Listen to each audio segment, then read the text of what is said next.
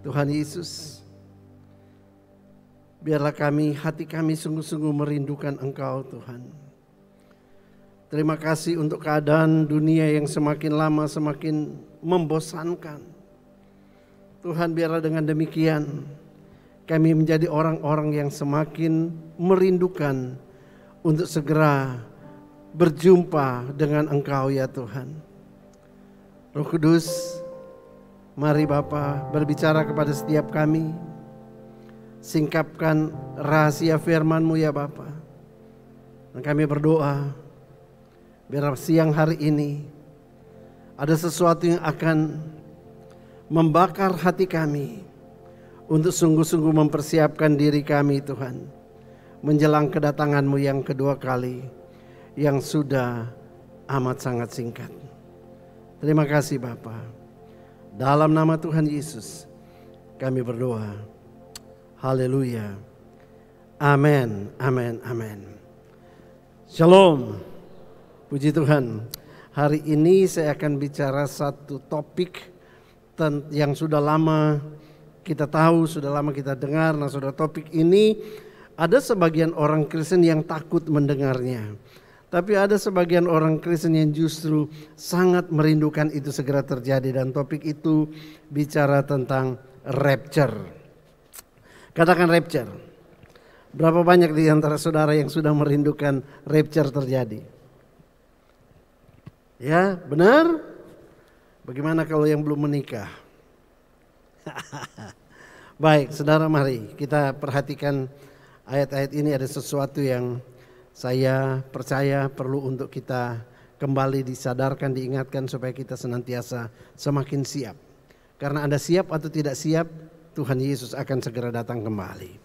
Mari kita baca ayat di layar itu bersama-sama. 1, 2, 3.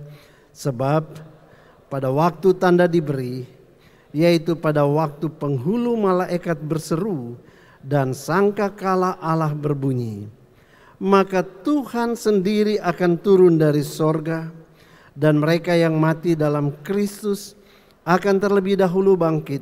Sesudah itu kita yang hidup, yang masih tinggal, akan diangkat bersama-sama dengan mereka. Kemana? Ke dalam awan. Untuk apa? Menyongsong Tuhan. Jadi Tuhan datang sebelum dia menginjakkan kaki di bumi. Orang percaya akan diangkat untuk menyongsong Tuhan di awan-awan yang permai. Saudara, ini dasar firman Tuhannya. Nah, bicara tentang rapture, maka saudara yang kasih Tuhan, ternyata ada 5 pandangan tentang pengangkatan gereja atau rapture itu. Yang pertama, ada yang percaya, dan ini Gereja Bethel Indonesia percaya ini, bahwa pengangkatan akan terjadi sebelum 7 tahun masa antikristus atau yang dikenal sebagai masa kesusahan besar. Tapi ada juga yang percaya bahwa pengangkatan itu akan terjadi di pertengahan masa antikris. Jadi mereka akan ikut merasakan 3,5 tahun masa pemerintahan antikris baru diangkat. Ini ada kelompok yang percaya demikian. Kemudian ada juga yang percaya tentang partial rapture. Menurut mereka pengangkatan akan terjadi sepanjang 7 tahun masa pemerintahan antikris, termasuk seberapa siap seseorang untuk diangkat, ya kapan saja dia diangkat. Nah saudara, kemudian ada juga yang mengatakan bahwa pengangkatan akan terjadi sebelum murka Allah dicurahkan, yaitu diperkirakan 5,5 tahun setelah antikris memerintah. Ini pemahaman-pemahaman ya. Nah saudara, tapi ada juga yang percaya tentang post tribulation, artinya pengangkatan akan terjadi setelah 7 tahun masa pemerintahan antikristus. Baru pengangkatan gereja Tuhan diangkat ke awan-awan, lalu ketemu Tuhan Yesus dan langsung turun bersama-sama untuk mengalahkan antikris.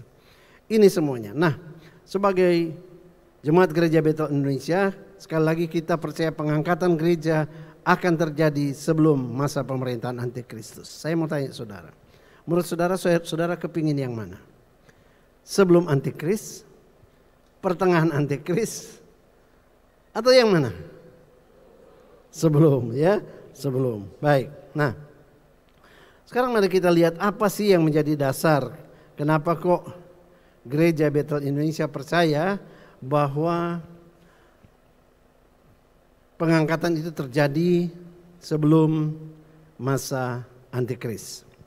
Nah, saudara, salah satu dari alasan itu adalah kalau kita memperhatikan, kalau kita melakukan studi bagaimana Tuhan Yesus selalu mengibaratkan kedatangannya dengan sebuah pernikahan. Kita mesti ingat bahwa Tuhan Yesus dalam dia mengajar murid-muridnya seringkali dia harus memakai perumpamaan atau gambaran-gambaran dari kesehari-harian masyarakat itu supaya mereka tidak sulit mengerti. Nah, itu sebabnya saya coba cari pelajaran-pelajaran tentang seperti apa sih proses pernikahan kuno zaman dulu, zaman Tuhan Yesus ya dari orang-orang Yahudi. Nah, saudara, dan saya temukan banyak pelajaran yang luar biasa. Yang pertama, saudara, bahwa pernikahan orang Yahudi dulu itu harus ada 2 tahap. Yang pertama namanya tahap pertunangan. Saudara, yang kedua tahap untuk pernikahan. Di beberapa daerah di Indonesia juga dulu masih menganut ini. Tapi sekarang udah nggak ada, langsung saja untuk hemat biaya nggak pakai tunangan-tunangan. Nah, tapi zaman dulu seperti itu. Nah, tahap pertunangan disebut kiddushin. Kiddushin itu artinya tahap pengudusan, tahap penyucian. Nah, saudara, dan mari kita ingat bahwa di dalam 2 Korintus 11 ayat 2, Rasul Paulus pernah katakan begini, "Aku telah mempertunangkan kamu kepada satu laki-laki untuk membawa kamu sebagai perawan suci kepada Kristus." Ditunangkan artinya dikhususkan, disucikan. Ya. Kemudian yang tahap kedua, tahap pernikahan disebut nisuin. Nah, nisuin artinya diangkat, juga disebut sebagai berarti covering atau protection. Nah, saudara, tentang ini berbicara tentang ketika seorang wanita sudah menikah, maka dia 100% ada di bawah naungan proteksi dari sang suaminya. Nah, saudara, di dalam proses pertunangan itu mereka minum anggur. Kedua mempelai itu setelah dalam proses pertunangan itu mereka harus minum anggur, dan anggur ini berbicara tentang covenant of sanctification, perjanjian pengudusan. Itu sebabnya dalam Kidung Agung dikatakan begini, "Engkau kekasihku adalah milikku, aku milik kekasihku." Ada satu kesepakatan, walaupun mereka belum hidup bersama-sama, tapi mereka sudah sepakat mereka tidak akan mengkhianati satu dengan yang lain. Saudara ingat pada waktu Maria baru bertunangan dengan Yusuf, kemudian dia mengandung. Yusuf mulai berpikir dia akan menjauhkan diri diam-diam. Kenapa? Kalau seorang wanita kedapatan baru bertunangan atau sudah bertunangan dan hamil sebelum pernikahan, dia dianggap berzina dan dia akan dilempari batu sampai mati. Nah, saudara, kenapa? Karena mereka sudah ikat janji. Nah, saudara yang kasih Tuhan, ketika Tuhan Yesus menyelamatkan kita, saudara yang kasih Tuhan, dia sudah membeli kita dengan darahnya. Kita ini milik Yesus, bukan lagi milik yang lain. Tapi seringkali kita melupakannya. Kita tidak ingat bahwa sebenarnya ada perjanjian ilahi antara kita dengan Yesus. Oke, saya lanjut dulu. Yang kedua, pada waktu mereka menikah, mereka kembali akan minum anggur namanya nisuin cups. Saudara, di mana di situ berlaku janji bahwa suami akan melindungi istrinya dan siap untuk berkorban buat istrinya dan sebagainya. Janji perlindungan. Nah, dari dua step ini saya mau mengajak kita untuk melihat lebih jauh lagi deh. Bagaimana tradisi pernikahan orang Yahudi diangkat oleh Yesus untuk menjelaskan tentang kedatangannya. Ya, nah, saudara, mari kita perhatikan dulu video klip yang pertama ini.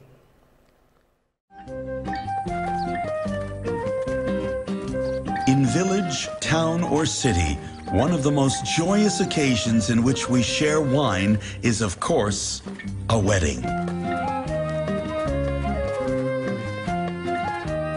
The girls of my time did not fall in love, but the fathers would choose a suitor from the young men of the village for the young girl that he has. And the young man would come to the house, and we would drink a cup of a covenant, to make a covenant for the future marriage, and he would pay the bridal price to the father, because he's about to take his daughter away from the family. From the moment the covenant was made. Nah, saudara, kemudian kita lihat Alkitab katakan apa? Karena begitu besar kasih Allah Bapa akan isi dunia ini, sehingga dia mengirimkan Tuhan Yesus ke dalam dunia ini. Jadi kita ini orang pilihan Bapa. Kita dipilih oleh Bapa. Nah, saudara, kemudian selanjutnya dikatakan kalau sudah ketemu maka si ayah dari pria ini akan datang ke rumah orang tua calon mempelai wanita. Kemudian di rumahnya mereka akan minum anggur tadi saya katakan, Kiddushin Cup. Lalu mereka mengucapkan janji bahwa mereka akan menikah. Nah, setelah itu si ayah dari yang pria ini harus bayar mahar, memberikan mahar kepada orang tua wanita. Saudara, bukankah Tuhan Yesus telah membayar kita lunas dengan darahnya sendiri, dengan tubuh dan darahnya? Itu mahar, dan itu sesuatu yang menyatakan bahwa setelah aku bayar mahar ini, maka engkau sekalipun belum menikah, kamu itu tidak boleh kemana-mana, kamu tuh milikku. Yesus sudah memberi kita, membayar kita lunas dengan darahnya, darah anak domba Allah. Mari tolong ingat, kita adalah milik Dia. Jangan kita serahkan lagi hidup kita untuk dosa, untuk iblis. Kita adalah milik Kristus. Katakan amin. Itu sebabnya Rasul Paulus katakan, aku sudah mentunangkan kamu dengan Kristus. Sampai di sini Anda bisa nangkap? Sekarang mari kita lanjut video itu. And the cup was drank. This is the time to start preparing the bridal chamber.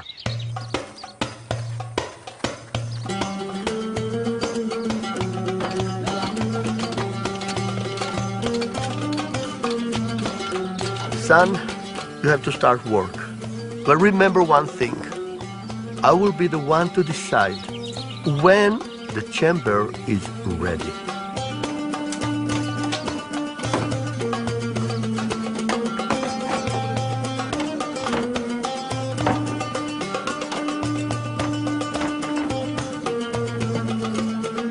This is the way Yeshua, our Lord, said to us. He is the bridegroom. The Father alone, and only the Father, will decide when He, the Son, the bridegroom, will come to meet His bride. Jadi di situ kemudian dijelaskan bahwa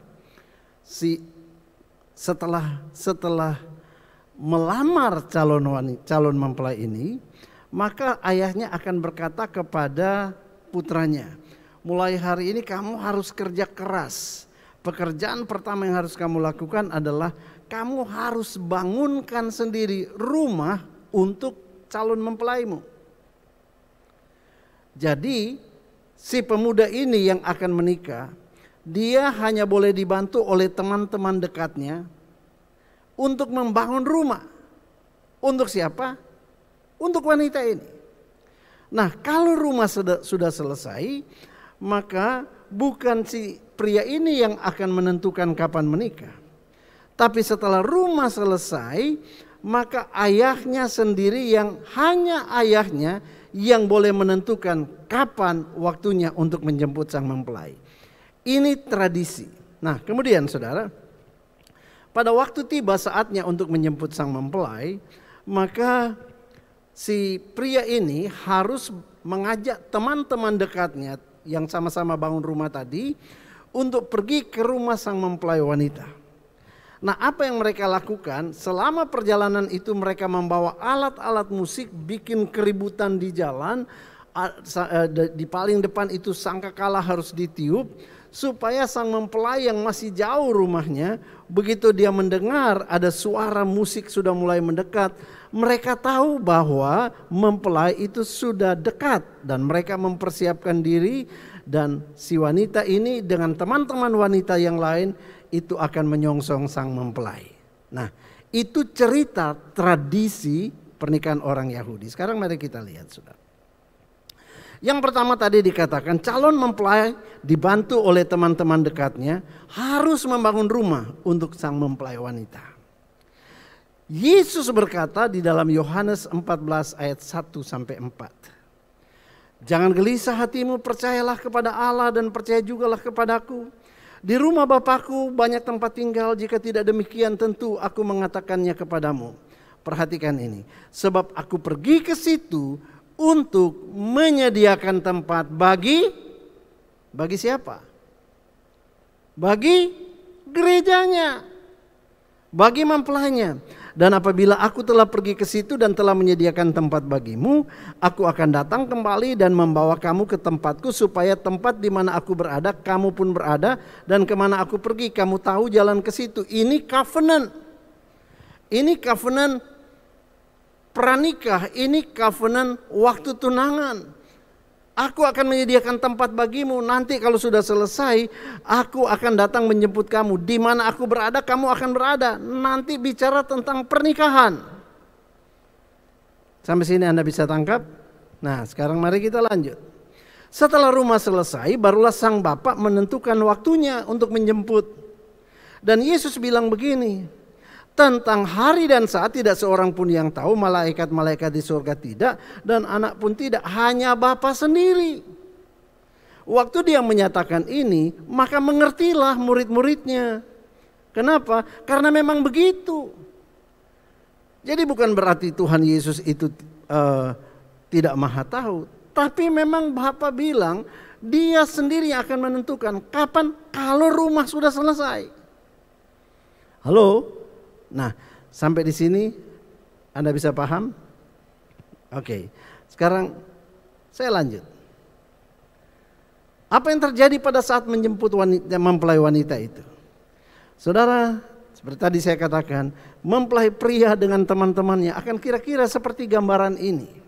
Mereka akan tiup sangkakala. Nah, saudara, kemudian jauh di sana ketika calon mempelai wanita yang sudah siap-siap dengan teman-temannya mulai mendengar, wah mereka mulai semakin sibuk. Hei, sebentar lagi mempelai pria sampai. Makanya Tuhan Yesus memperumpamakan mempelai wanita yang bicara tentang gereja Tuhan dengan 10 anak darah. Dia katakan karena mempelai itu lama tidak datang-datang juga, mengantuklah mereka semua lalu tertidur. Waktu tengah malam terdengarlah suara orang berseru, mempelai datang, songsonglah dia. Gadis-gadis itu pun bangun semuanya, lalu membereskan pelita mereka. Gadis-gadis yang bodoh berkata kepada gadis-gadis yang bijaksana, berikan kami sedikit dari minyakmu, sebab pelita kami hampir padam. Tetapi saudara yang kasih Tuhan, pada waktu mempelai itu tiba, hanya mereka yang pelitanya masih menyala. Hanya yang pelitanya masih menyala, yang menyongsong dia sama-sama, lalu masuk ke ruang pernikahan. Dan yang tidak siap, yang pelitanya sudah padam, itu diusir mentah-mentah. Enyahlah kamu, karena aku tidak mengenal kamu. Saudara, kenapa Tuhan Yesus pakai tentang ilustrasi tentang pernikahan ini? Kenapa gereja disebut sebagai mempelai Kristus? Bukan berarti mempelai itu nanti sama seperti yang kita mengerti. Oh, mempelai itu bicara tentang hubungan badan. Oh, bukan. Ini bicara tentang hubungan kasih ilahi, bicara tentang agape, seperti itulah. Nah, saudara, lalu bagaimana dengan gereja masa kini? Bagaimana dengan keadaan kita? Apa yang kita perlu ingat dan perlu kita perhatikan dengan saksama. Nah, saudara-saudara, mari. Saudara saksikan video klip berikutnya. Silakan. Where's it coming from?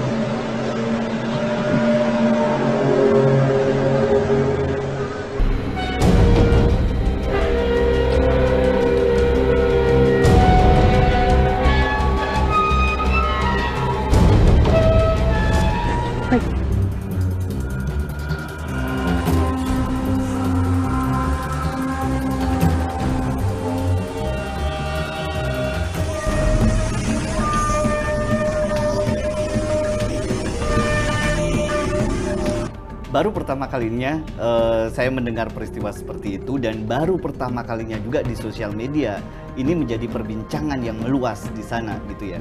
Mysterious booming noises that for the most part have gone unexplained. No one seems to know what is causing these weird booms.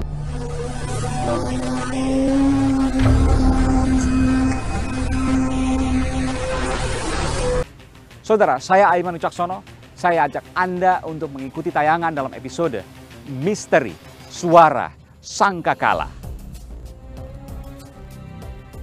Is that coming from the clouds?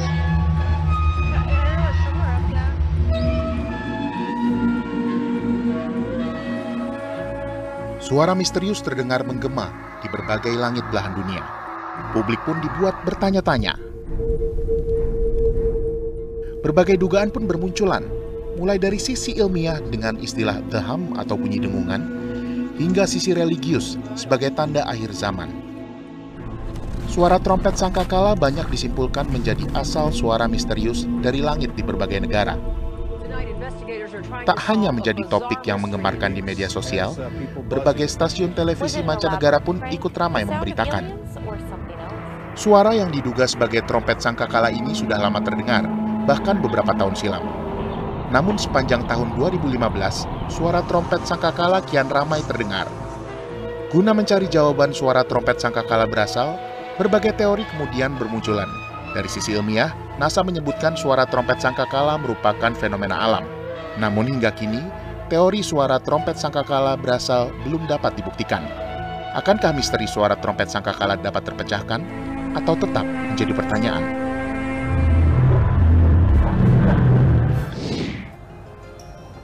Dan saudara, saya akan temui Dr. Rifki Muhida, peneliti teknik fisika di Surya University. Permisi, Dr. Rifki Muhida. Saya Aiman. Ya. Saya minta waktunya. Pak Rifki, saya mendengar Surya University membentuk tim khusus untuk meneliti suara sangkakala. Betul? Betul, ya. Sebegitu seriusnya? Ya, karena ini masalah yang menyangkut hayat hidup orang banyak ya. Jadi kita tahu bahwa hampir di beberapa penjuru dunia mendengar suara ini, dan sewaktu-waktu mungkin suara trompet sangkakala ini bisa saja datang ke Indonesia, ya kan? Dan kita mungkin sewaktu-waktu harus siap gitu. Jadi, harus punya jawabannya. Iya, kita harus mencari, ya minimal ini suatu objek penelitian yang sangat menarik sekali dan sangat menantang, ya kan? Karena sampai saat ini berbagai macam instansi dan juga para saintis di dunia mencoba memikirkan bagaimana mencari penyebab asal muasal dari suara trompet yang betul-betul mirip membuat sangkakala. Dunia betul-betul panik. Kita tahu ya suara sangkakala seperti apa, suara mirip trompet. Iya, mirip trompet, betul.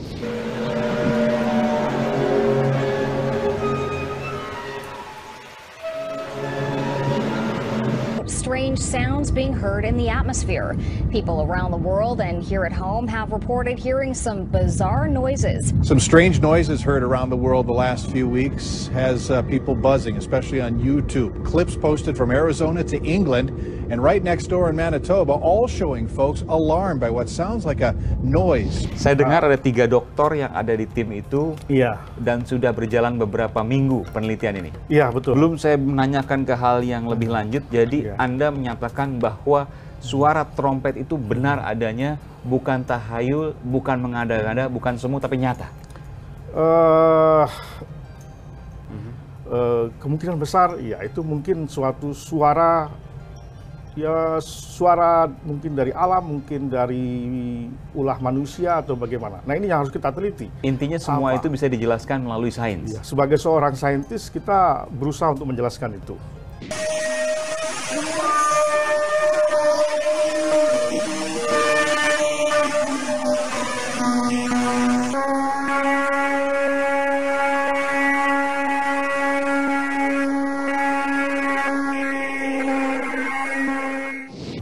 Mungkin itu bisa, mungkin berbagai macam alasan dengan menggunakan sains mungkin kita bisa mengira-ngira gitu ya, atau dari gejala apa retakan ya kan, bumi misalkan retakan tanah, batu-batuan mengeluarkan gas. Ya kalau memang tidak ada laporan dari apa namanya kejadian ekstrim seperti itu tidak ada, berarti kemungkinan dari atas.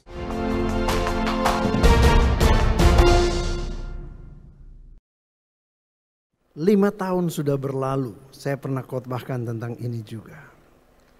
Tapi jawabannya tetap mungkin.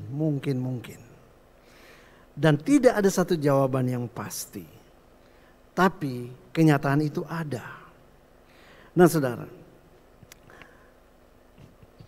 bagaimana kita melihat semuanya ini? Kalau menurut saya secara pribadi sebagai hamba Tuhan, saintis tidak akan bisa mengetahuinya, tapi orang yang mengerti Alkitab akan mengerti bahwa Tuhan sedang memperingatkan gereja Tuhan. Hei, aku datang segera. Aku datang segera. 5 tahun sudah berlalu dan saudara, karena itu berjaga-jagalah, sebab kamu tidak tahu akan hari maupun saatnya. Berjaga-jaga, katakan berjaga-jaga. Nah saudara yang kasih Tuhan, kita harus berjaga-jaga karena kelihatan dengan jelas sekali bahwa penggenapan demi penggenapan sudah terjadi dengan begitu jelas ada di depan mata kita. Sudahkah engkau siap sedia menghadapi datangnya Yesus kelak kembali untuk mengangkat kita semua yang sungguh-sungguh berharap padanya. Amin.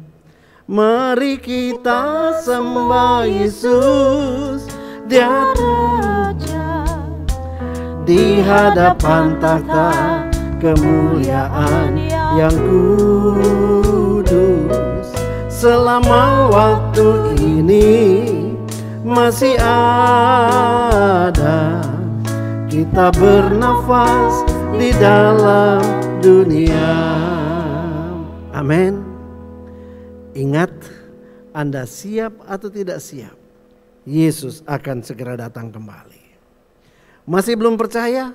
Mari kita lihat apa yang hari-hari ini sedang menghebohkan COVID-19. Banyak ahli berkata bahwa COVID-19 ini tidak akan berakhir. Paling tidak akan bertahan cukup lama. Ada yang berkata bahwa dia akan terus bermutasi. Sehingga virus yang ditemukan hari ini belum tentu cocok untuk mutasinya virus corona vaksin yang ditemukan hari ini belum tentu cocok bisa berguna untuk virus yang akan mutasi nanti. Begitu banyak hal sedang terjadi. Nah, kebingungan ada di mana-mana. Sementara salah satu strategi untuk menghentikan ini adalah namanya tracing, cari tahu dan kemudian mengisolasi orang yang sudah kena dan sebagainya. Dan itu pun mengalami kesulitan. Nah, di tengah-tengah kesulitan yang terus seperti sekarang ini, teknologi kemudian sudah memperkenalkan tentang chips, biochips atau microchips 666. Nah, saya percaya ketika saya memperhatikan tentang perkembangan microchips ini, saya percaya COVID-19 ini menjadi pintu gerbang untuk munculnya yang namanya masyarakat microchips. Mari saya sampaikan apa yang menurut hemat saya demikian. Yaitu microchips ini sangat luar biasa, bisa menampung semuanya data dan sebagainya, sehingga dengan mudah untuk melakukan tracing. Karena dari microchips ini semua kegiatan kita, aktivitas kita itu langsung bisa terdeteksi, dipantau oleh satelit, kemudian dianalisa oleh komputer. Nah saudara, dan salah satu contoh Singapura. Singapura itu kalau ada orang yang kena COVID kemudian mereka isolasi. Nah saudara, mereka itu dipakaikan alat seperti gelang, dan dia tidak boleh keluar kemana-mana. Kalau dia keluar ketahuan dan dia akan dicari dan ditangkap. Kenapa? Karena di dalam gelang itu di situ ada data dia, sehingga dia jalan kemanapun juga petugas itu bisa mendeteksi ini orang ini ada di sana. Lalu kemudian di Singapura juga sudah dipraktekkan dalam gadget itu sudah ada satu software yang bisa mendeteksi ketika kita itu ada dekat dengan orang yang kena COVID, yang harusnya ada di tempat karantina. Nah saudara, kenapa? Karena tadi dia bawa gelang itu, jadi kemanapun dia jalan itu bisa ditangkap oleh gadget kita dengan software itu, aplikasi itu, sehingga kita tahu di situ ada orang kena COVID dan kita menghindar. Nah ini cara yang masih konvensional. Tapi kalau semua sudah ada chips itu, maka saudara tidak perlu yang kayak begitu-begitu pakai gelang segala macam. Langsung ketahuan sehingga orang bisa menghindar. Nah melihat ini dan kecanggihan chips ini, akhirnya nanti saya percaya orang akan melihat jalan keluarnya ada di situ. Microchips ini adalah salah satu cara atau satu-satunya cara untuk kita bisa mendeteksi dini orang yang kena COVID. Oke?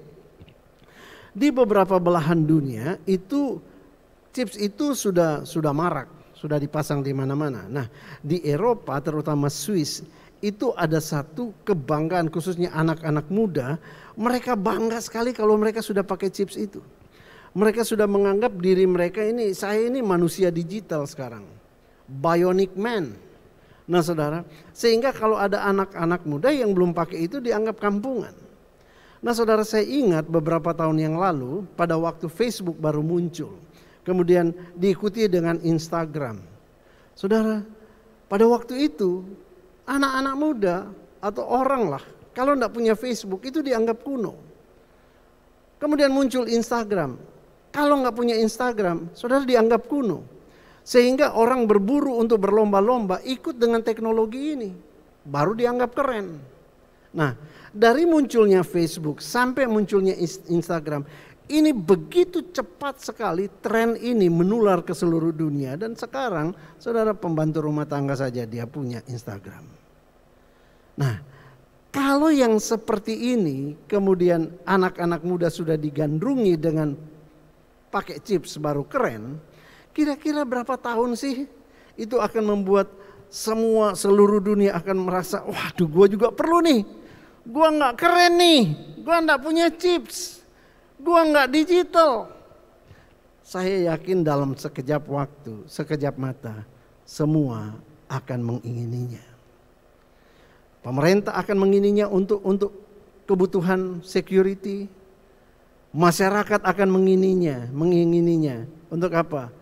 Katanya untuk mempermudah, lihat itu dia mau belanja atau apa cukup pakai klik, udah nggak perlu ketik-ketik lagi. Ini dunia sekarang. Nah saudara, mari kita lihat semuanya itu sudah di depan mata. Masihkah kita sangsi bahwa Tuhan Yesus akan segera datang kembali? Masihkah kita sangsi bahwa rapture itu sudah di depan mata? Halo, berapa banyak yang percaya bahwa rapture segera akan terjadi? Nah kalau saudara percaya, apakah kita sudah mempersiapkan diri sungguh-sungguh? Nah, karena itu Alkitab berkata, berjaga-jagalah sebab kamu tidak tahu akan hari maupun saatnya. Lalu Tuhan Yesus ingatkan begini, berbahagialah hamba yang didapati tuannya melakukan tugasnya ketika tuannya itu datang. Jadi di samping berbahagia, di samping berjaga-jaga, Tuhan mengingatkan kita. Ingat waktu Tuhan Yesus katakan kedatangannya seperti pada zaman Nuh. nanti ada 2 orang di ladang, yang satu diangkat, satu ditinggal. 2 orang memutar batu kilangan, satu diangkat, satu ditinggal. Saudara, mereka melakukan tugas. Bagaimana dengan yang tidak melakukan tugas? Saudara, berbahagialah hamba yang didapati tuannya melakukan tugasnya itu ketika tuannya datang. Apa yang sudah engkau lakukan buat Tuhan Yesus? Apa yang kau sudah persiapkan untuk menyongsong sang mempelai kita? Sudahkah kita siap? Sudah kita melakukan kehendaknya? Atau kita masih santai seperti 5 anak darah yang bodoh? Nanti ajalah. Saudara, hari ini saya cuma mau ingatkan kita. Kita punya tugas. Tugas kita. Apa tugas kita? Hidup sesuai dengan firman Tuhan. Hidup kudus, tidak bercacat celah. Apa tugas kita? Selesaikan amanat agung. Apa tugas kita? Berdoa, memuji, menyembah Tuhan. Itu tugas kita sebagai mempelai Kristus yang segera akan dijemput oleh mempelainya. Nah saudara, lalu saudara mungkin berkata begini, aduh tapi sekarang susah, kita tidak bisa apa-apa, ini lagi pandemik, kita tidak bisa keluar, tidak bisa melakukan aktivitas dengan bebas. Betul, itu betul sekali. Tetapi jangan menyerah.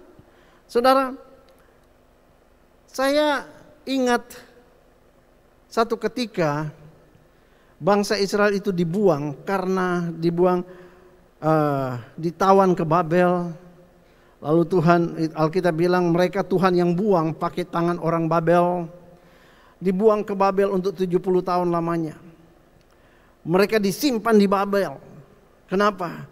Mereka menjalani hukuman karena pelanggaran dan dosa mereka. Nah saudara, lalu yang ditawan ke sana bukan orang-orang sembarangan.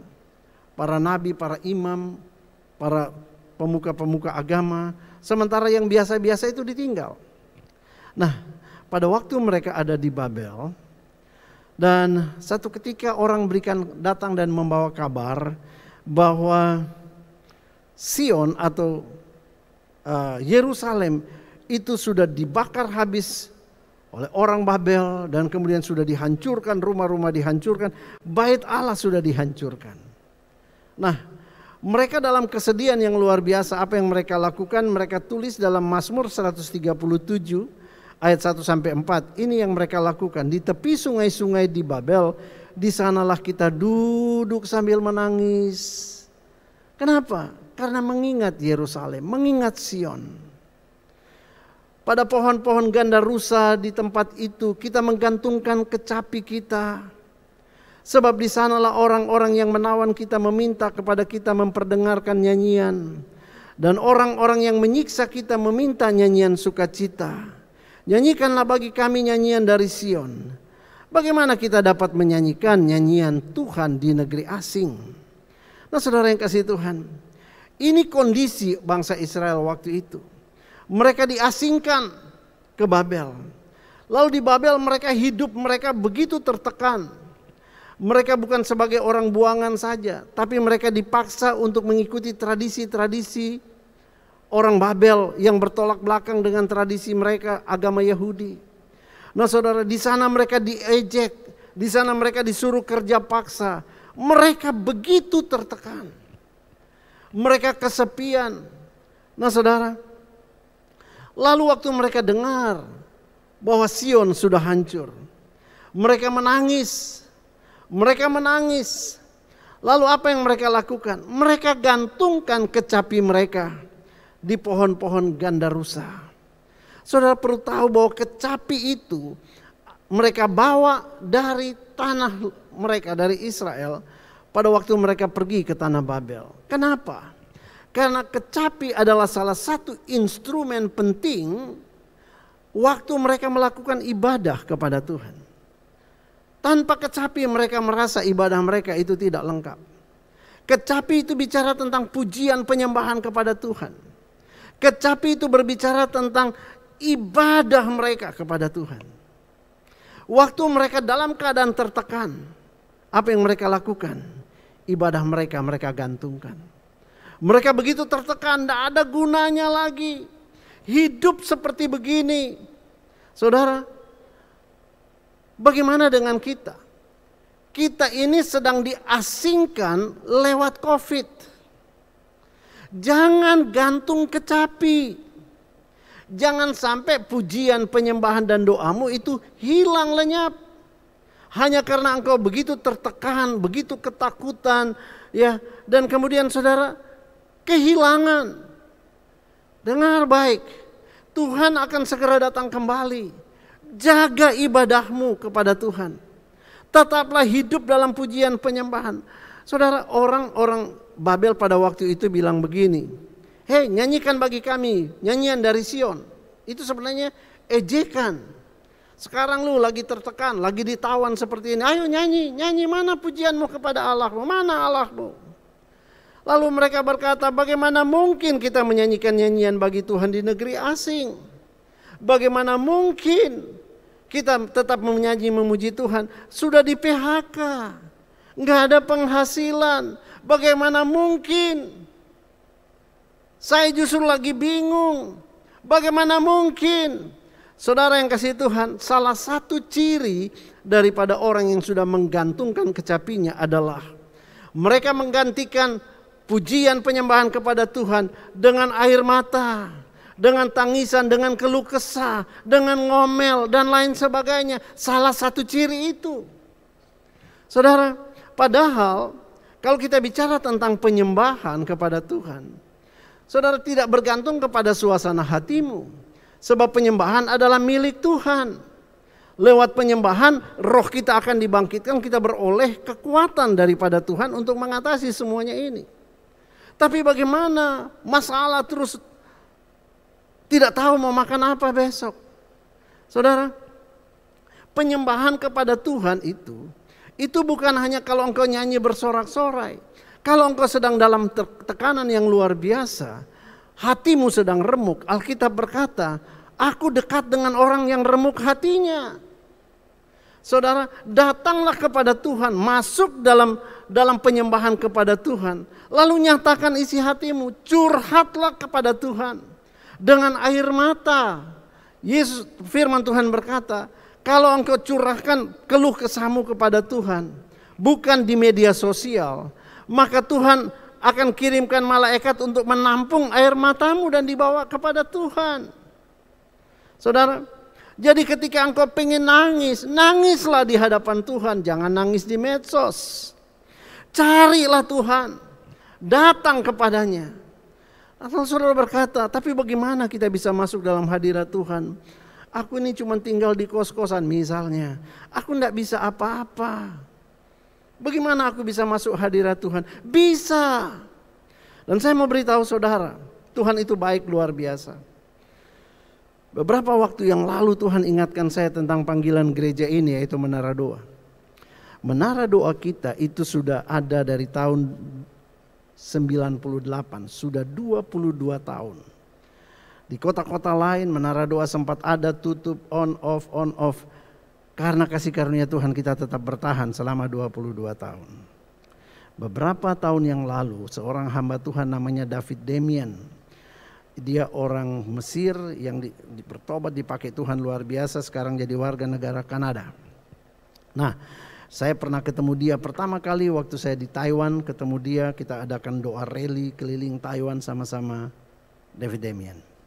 Saudara, beberapa tahun yang lalu tiba-tiba aja dia muncul di sini. Sama-sama dengan pendeta George Anadorai dari Singapura. Hanya minta untuk berdoa sama-sama di Menara Doa. Lalu saya temani mereka berdoa. Waktu kita lagi berdoa di Menara Doa, tiba-tiba hamba Tuhan ini tengkurap di lantai. Diam lama sekali. Dan setelah dia bangkit dari situ dia bilang begini. Waduh, saya Tuhan kasih penglihatan yang luar biasa katanya. Jadi waktu dia tengkurap menyembah Tuhan, rohnya diangkat sama Tuhan.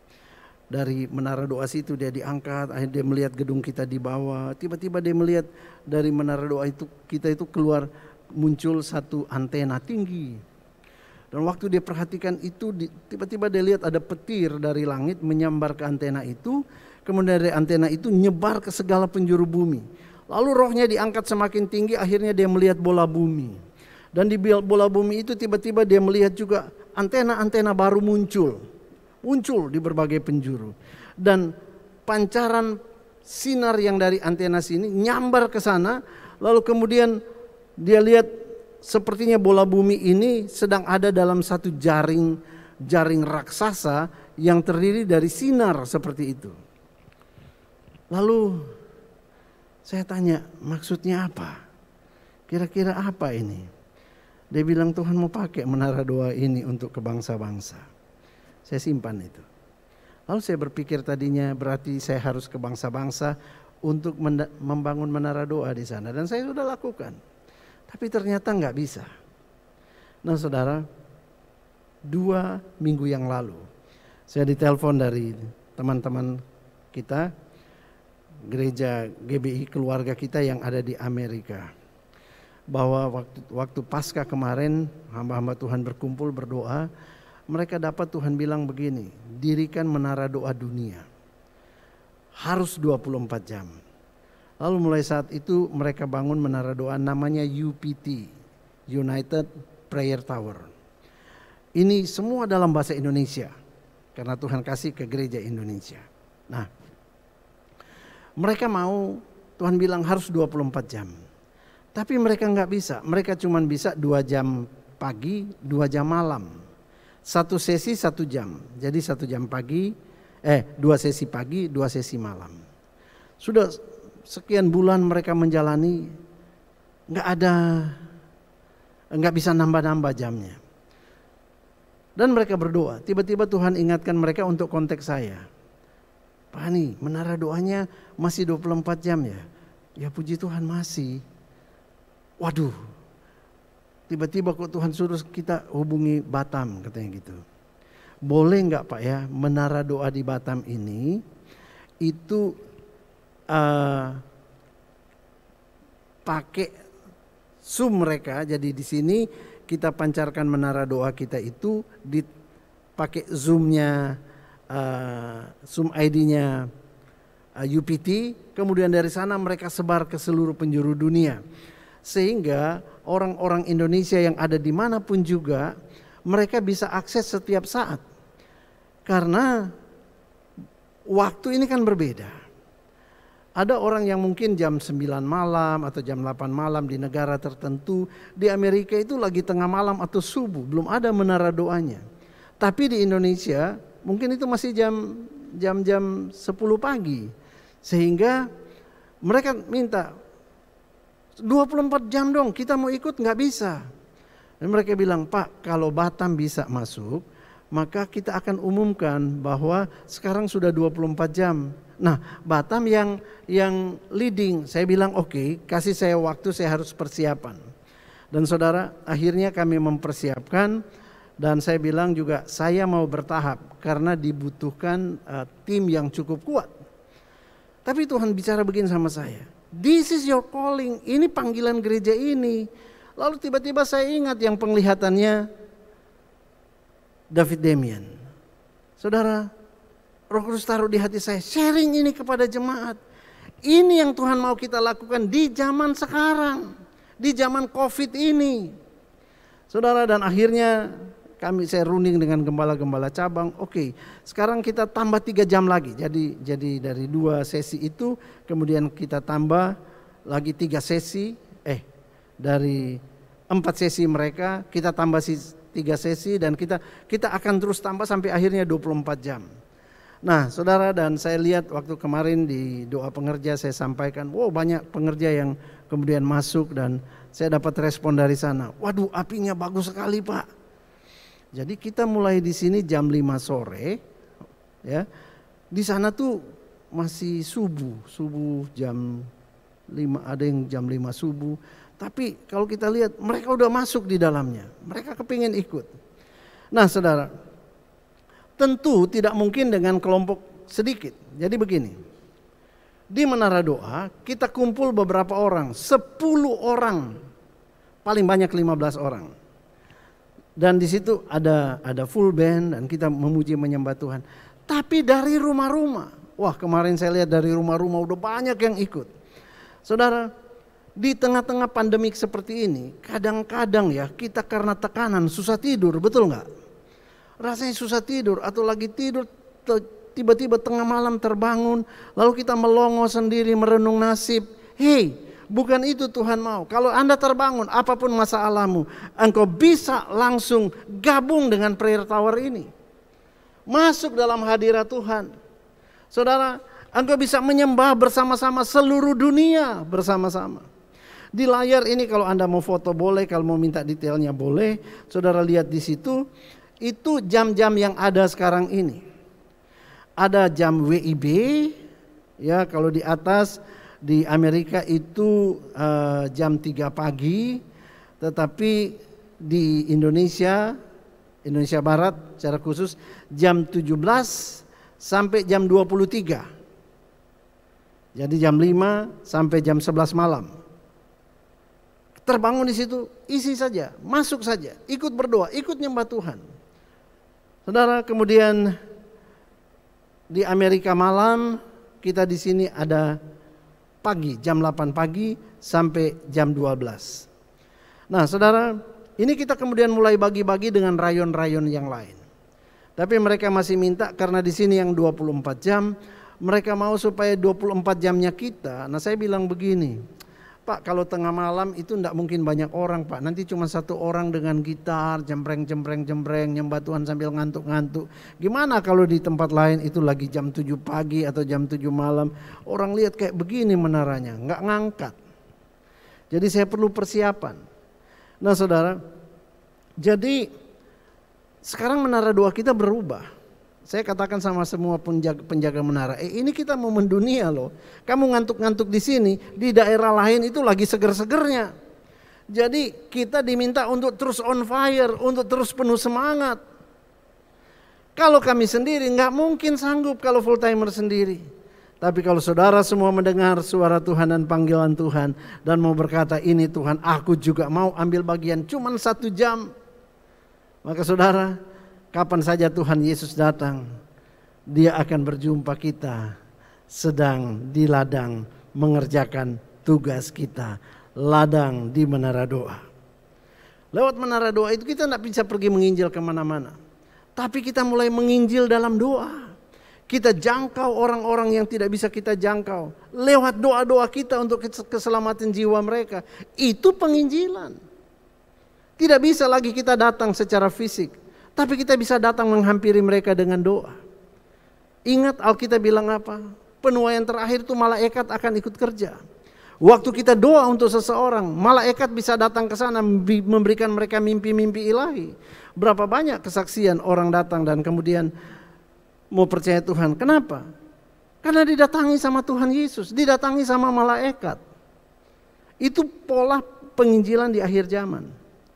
Nah, bukankah tugas kita bersama dikatakan untuk memberitakan Injil, menuai dunia ini? Ada COVID, kita nggak bisa pergi secara fisik, tapi COVID tidak bisa menutup atmosfer rohani. Kita bisa menjangkau mereka dengan doa-doa kita. Katakan amin. Bukan hanya full timer di calling, tapi saudara juga di calling oleh Tuhan. Sebelum Dia datang kembali, mari ambil bagian dalam pekerjaan Tuhan yang mulia ini. Amin. Amin. Berapa banyak yang siap untuk berkata, Tuhan mampukan aku. Anda tidak usah datang ke sini, nggak apa-apa. Karena ke sini juga kita batasi. Hanya Anda boleh mendaftar kalau ingin ikut gabung di sini di jam-jam itu. Tapi dari rumah. Dari rumah Anda ikut join. Dari rumah kita ikut menyembah. Bayangkan kalau di rumah-rumah ada penyembahan. Waduh, setiap jam 24 jam ada doa-doa yang dinaikkan. Saya percaya sesuatu yang besar pasti akan terjadi.